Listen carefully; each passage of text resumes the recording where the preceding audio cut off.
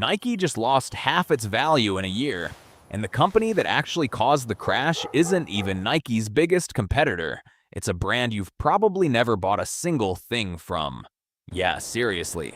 We're talking about one of the biggest, most recognizable brands on the planet, down over 46% in the last year, nearly cut in half.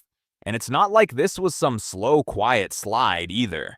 It just hit a brand new 52-week low this week, so clearly something set it off. So I wanted to actually dig into what's going on here, because honestly, I don't think this is really a Nike problem. I think it's a lot bigger than that. So here's what happened. The stock's sitting around $39 a share right now, and get this, a year ago it was up near $80, half gone. And the thing that actually triggered this most recent drop wasn't even Nike news.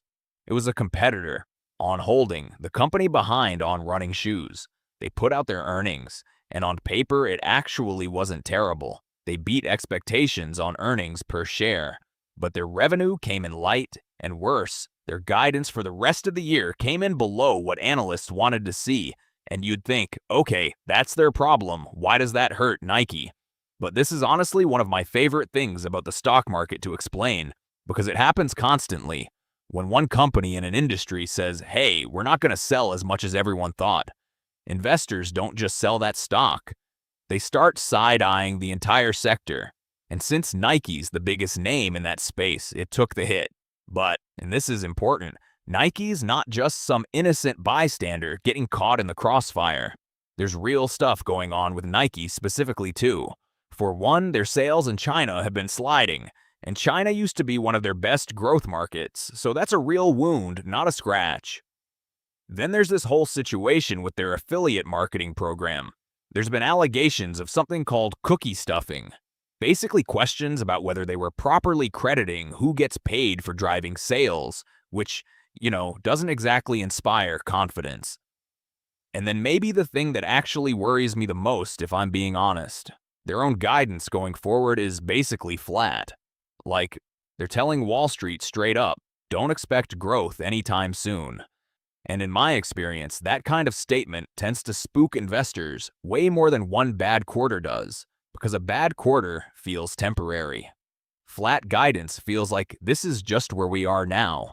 Oh, and JP Morgan downgraded them to underweight earlier this month too, which, when a big bank does that, it can actually trigger a wave of automatic selling from funds that follow those ratings. So here's why I actually think this story matters beyond just, shoe stocks.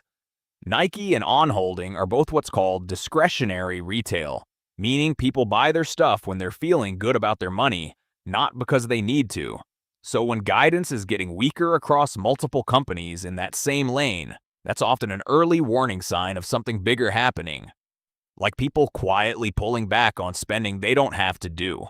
And when you put that next to everything else going on, inflation still squeezing budgets, the Fed holding interest rates steady at 3.5 to 3.75% for the fifth meeting straight, it kind of paints a picture, right?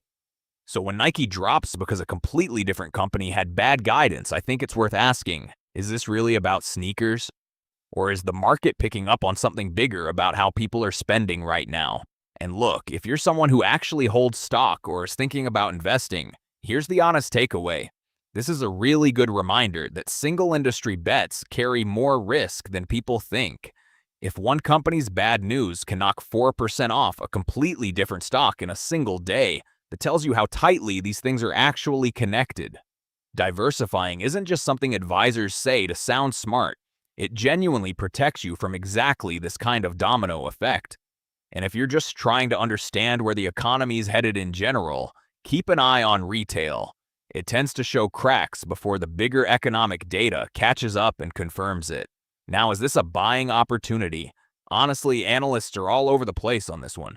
Price targets range from as low as $23 all the way up to $94, with the average sitting around $50.